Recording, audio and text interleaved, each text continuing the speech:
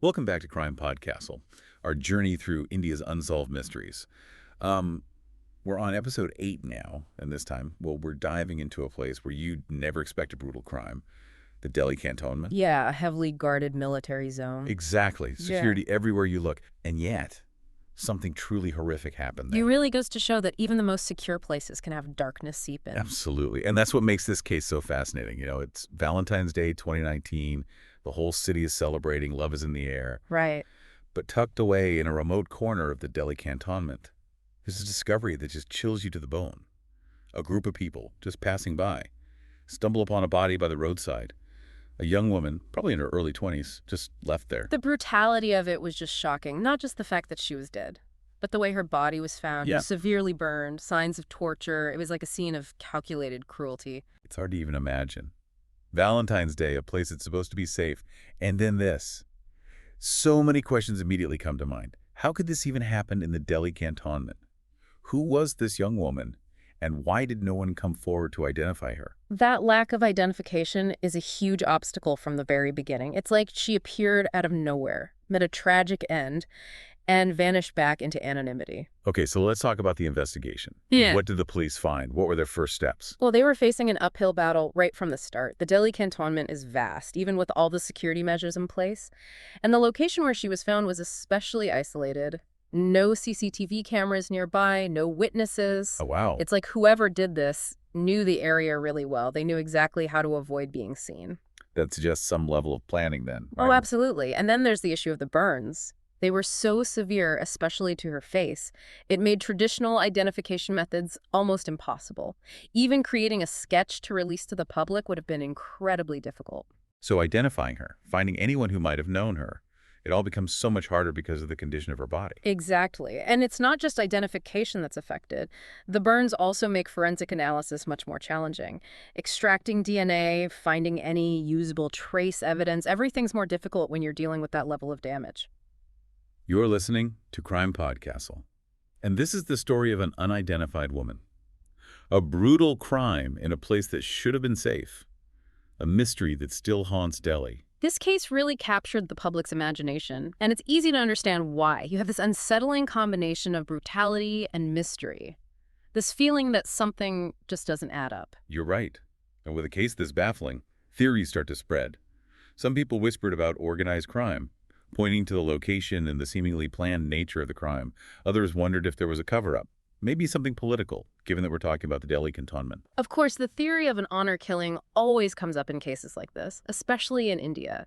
The idea that someone from the victim's own family or community might have wanted to silence her permanently. It's a difficult topic, but one that investigators would have had to consider.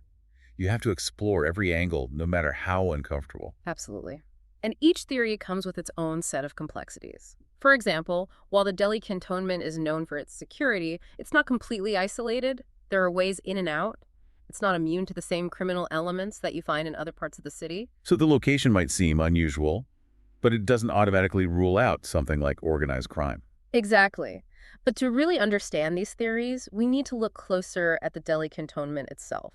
What kind of place is it? Who has access? What are the power dynamics at play? It's like peeling back the layers of this seemingly impenetrable fortress, trying to see what weaknesses might lie beneath the surface. And that's exactly what we'll be doing in the next part of our deep dive. We'll examine the roadblocks investigators faced, the broader implications of this case, and the lingering questions that continue to surround this mystery. Stick with us. What's so interesting about the Delhi Cantonment is that it's like its own little world. You have this heavily guarded area.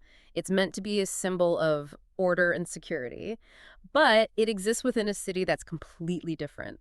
Delhi is bustling, chaotic, full of contradictions. So you're saying it's not really as isolated as it might seem. Exactly. There are constantly people coming and going. Residents, military personnel, their families, workers, vendors. It's a microcosm of Delhi itself, but with this added layer of security. Which means there are a lot more potential suspects, right, or people who might have known the victim. Exactly. And that just adds another layer of complexity to the investigation. Think about it. Even with all the restricted access, could someone have slipped into the cantonment without anyone noticing? Could it have been someone who lives or works there? Or did someone from outside the cantonment know her, and lure her in. Wow, it's like trying to untangle a really complicated web. It really is. And each of those possibilities has to be considered within the context of the Delhi Cantonment itself. The power dynamics, the social hierarchies, the unwritten rules that everyone lives by there, it all contributes to understanding what might have happened. Okay, so let's go back to honor killings for a minute. You mentioned it before, and I know it's a sensitive topic, but it's something that comes up a lot in cases like this, especially in India. Right, and it's important to approach this topic carefully. Honor killings are often rooted in these really deep-seated social norms, this idea of protecting the family's reputation no matter what. And it often targets women who are perceived to have violated those norms. But wouldn't the brutality of this crime be unusual in an honor killing? I mean, the burns, the torture. That's a great question. And that's where the expertise of the investigators really comes in.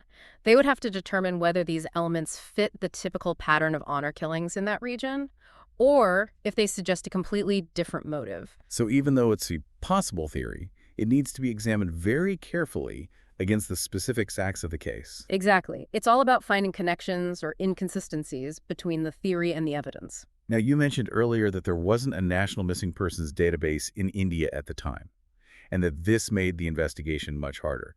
That seems like a major issue, especially in a country as large and diverse as India. It is a major issue. Without a centralized, comprehensive database, connecting the dots between unidentified bodies and missing persons reports becomes incredibly difficult. You can imagine families searching for their loved ones, completely unaware that their loved one's body might have been found, but remains unidentified somewhere else in the country. It's a heartbreaking situation for so many families. So in this case, even if someone had reported this young woman missing, the police might not have been able to connect her to the body, just because there wasn't a centralized system in place. Exactly. And that highlights a bigger problem. It's about the need for better infrastructure, better communication between different agencies, and recognizing that missing persons cases need as much attention and resources as any other crime. It's almost like this case becomes a symbol of that larger issue. It shows how important it is to make changes. Absolutely. It exposes the human cost of these failures in the system. The families left wondering what happened, the victims who were denied justice, and the perpetrators who might never be held accountable. You're listening to CrimePod Castle, and we're exploring the Delhi Canton mystery. This case isn't just about a specific crime, it's about the systems that failed to prevent it, and the gaps that make it so difficult to solve. It's a story that forces us to confront some hard truths about security, vulnerability, and justice in a society dealing with deeply rooted social issues. We've discussed the theories, the challenges of the investigation, the wider implications. But there's still a central question we haven't answered. Who was this young woman? We'll delve into that and more right after this. And we're back. As we go deeper and deeper into this Delhi Cantonment mystery, there's one thing that I just can't get out of my head. The fact that we still have no idea who this young woman was. Yeah, that's really the core of the mystery, isn't it? Her identity holds so many answers. Her story, her connections, possible motives. Without it, we're just chasing shadows. It makes you think about all the things we rely on for identification. A driver's license, social media profiles, family who would report us missing. She didn't have any of that. It's like she existed in this void. And even in death, that void is still there. It's a powerful reminder of how vulnerable people are when they live on the margins. Those whose lives aren't as well documented, less visible. If she had been someone with a prominent family, friends, a digital footprint, wouldn't the chances of identifying her be so much higher? It's a tough question to think about. It makes you wonder about how we value different lives. How some disappearances are noticed right away, while others barely make a sound. It also makes the investigator's job incredibly difficult.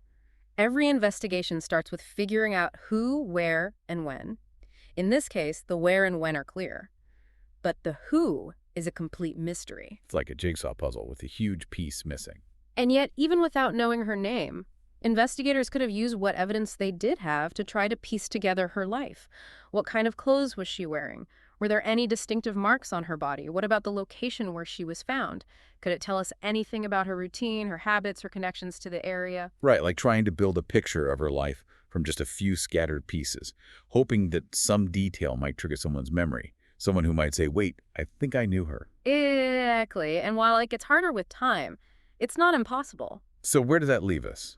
With all these theories, the complexities, the dead ends, is there any chance this case will ever be solved? Well, hope is a powerful thing, even though it seems like the odds are stacked against finding answers. Cases like this have been solved even years or decades later. Sometimes it just takes one tiny detail, a new technology, a fresh perspective, and suddenly everything changes. Like those cold cases you hear about, where a detective finds something that everyone else missed, or a witness finally comes forward after all these years. Exactly. And even if we never find a definitive answer, just the act of searching for those answers, of keeping the case alive, it matters. It shows that we still care about justice, about holding someone accountable, and it acknowledges that every life has value, whether we know their name or not. We explored the theories, the challenges of the investigation, the bigger picture.